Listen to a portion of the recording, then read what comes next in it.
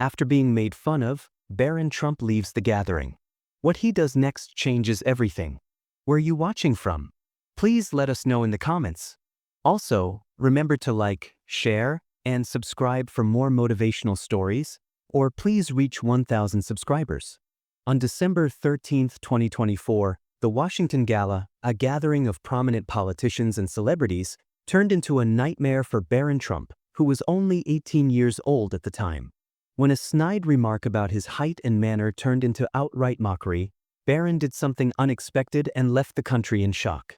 Cameras caught the moment his mother Melania tried to comfort him, but he shook off her hand and stormed out into the cold DC night. But no one realized that Barron wasn't simply leaving the event. Instead, he was heading towards something much darker in the weeks before the gala. The brief but unsettling texts, each signed with the initials Jr., that Barron had been receiving on his private phone were about secrets concealed within the Trump legacy of betrayals that had been buried for decades and that he had not disclosed to anyone, not even his family or the Secret Service agents who followed him everywhere. Your family is not what you believe it to be. Either meet me or face the repercussions. After reading one post, Barron dismissed it, assuming it was just another internet troll. However, as the text got more detailed, revealing his location, Columbia University classes, and even his closest friends, he began to feel the noose tightening the mockery. The breaking point occurred at the gala as Barron bounded down Pennsylvania Avenue, his breath evident in the icy air. Once more his phone buzzed.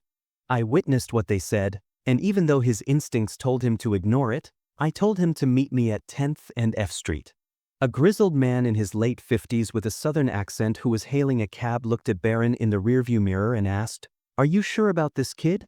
That part of town isn't where someone like you should be wandering around." Barron nodded, his jaw clenched, and drove to an abandoned warehouse with boarded-up windows and graffitied walls. As he entered, the sound of dripping water reverberated, and his phone flashlight barely made it through the darkness. "Hi," he said in a trembling voice. Someone stepped out of the shadows.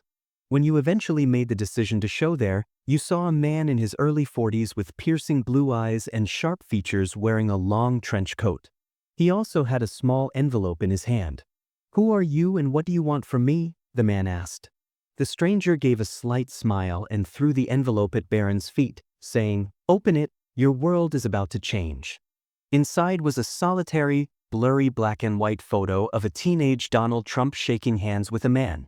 The words PCT 1985 Blood for Power were written on the back, and Barron didn't recognize them. "What is this?" Barron asked, his voice barely audible above a whisper. "Your father made a deal, kid, and now it's time to pay up," the man said, approaching closer, and before Barron could react, he heard footsteps behind him. He turned around and saw two masked figures, each brandishing a weapon. As the young Trump delves deeper into a web of lies, treachery, and danger, he must choose between upholding his family's legacy and exposing the truth at all costs.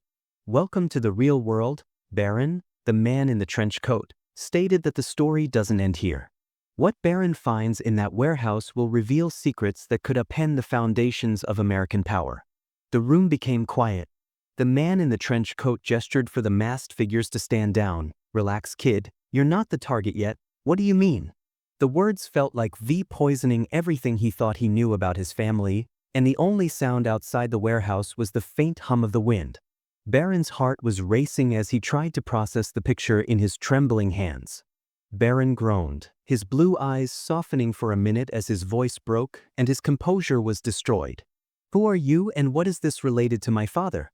"Like you, I used to be a young, innocent person who believed in the fairy tale that my parents were untouchable, but power, Barron, always comes at a price, and occasionally that price isn't monetary." Barron's thoughts returned to one of his final conversations with his grandmother, Mary Ann McLeod Trump, which took place in their New York penthouse in the summer of 2019.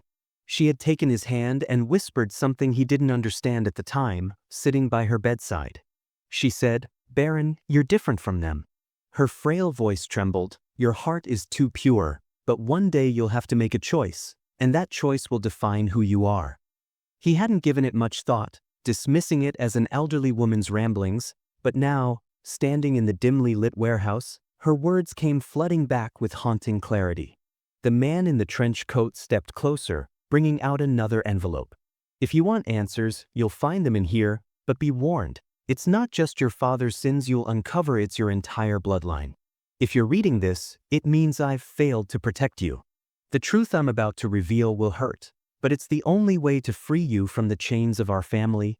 Barron hesitated, his hand shaking as he tore open the envelope, which contained a number of documents, old letters, and a single USB drive. However, what caught his attention was a handwritten note addressed to him, dated 6 months earlier. I wish I could have protected you from this, but it's up to you now to choose whether to end the cycle or join it. Your father didn't become the man he is by accident. The choices he made and the lives he gave up were all a part of a pact he made long before you were born. Mom Barron's knees gave way. His mother had known that she was aware of the darkness enveloping his family and had never spoken a word. Why would she keep this from me? The message was clearly written in Melania's handwriting, and his eyesight was obscured by tears as he crumpled the paper in his fist. Because she loves you, son. The man in the trench coat knelt next to him and spoke in a quiet, almost sympathetic voice. Sometimes, love drives people to do unthinkable things, but now you have to decide. As for the first time in his life, Barron felt completely alone as he sat on the cold concrete floor, clutching the note. His mind raced. Why had his father always seemed so distant? Why had his siblings taken to the spotlight so eagerly while he stayed in the background? He thought of his mother's quiet strength and how she had protected him from the world, the media, and the public all along.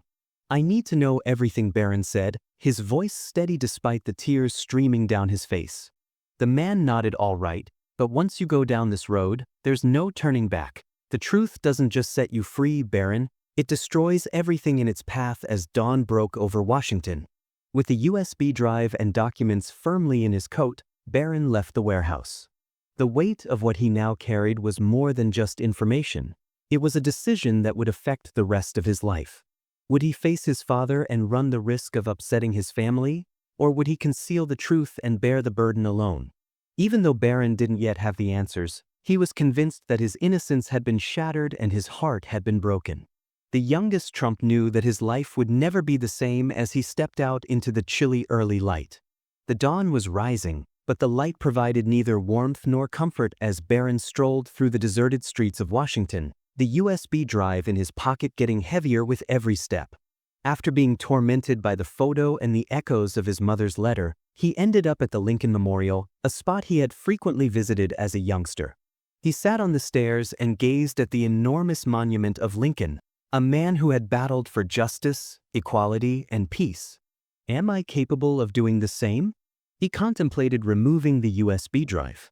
Though he hesitated because he knew the information may permanently damage his family's reputation, Barron felt compelled to reveal the truth at all costs because it affected not only his father's legacy but also the livelihoods of millions of people who trusted the Trump name. That night, Barron went back to his father's Trump penthouse. Melania was close, her face pallid and creased with worry, while Donald sat in his office going over paperwork. Barron, where have you been? Melania hurried to him, ignoring her, and Barron strode straight to his father, slamming the papers and photo onto the desk. Explain this, he said, his voice firm but angry. Donald looked at the picture, his face unreadable. Where did you acquire this? It doesn't matter. Is it real? Did you pack something?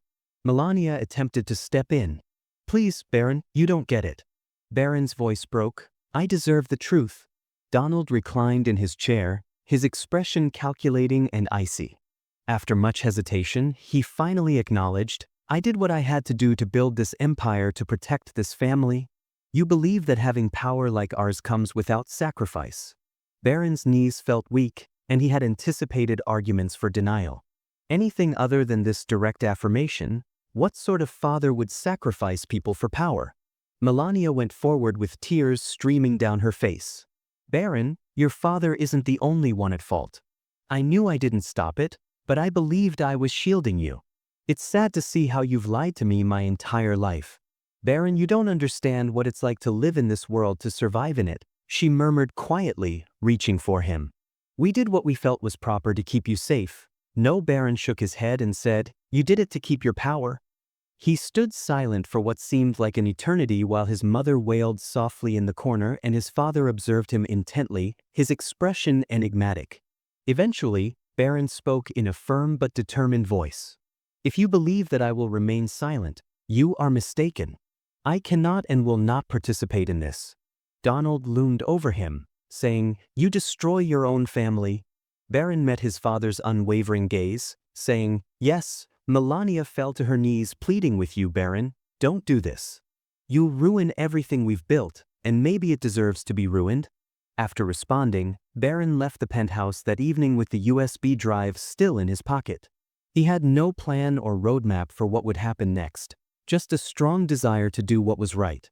He gave the contents to a reliable journalist on the condition of anonymity, and within days, the media was ablaze with stories about betrayals, covert transactions, and corruption.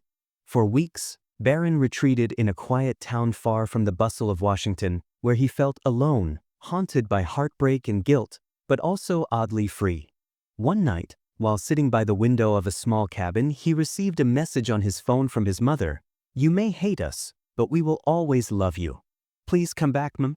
The Trump name became synonymous with scandal, and their empire collapsed under the weight of the revelations.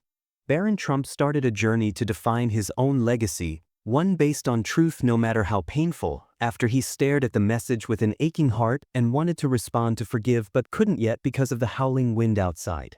He turned off his phone and looked out into the darkness, not knowing what the future held, but knowing that he would no longer live in the shadow of his family's sins.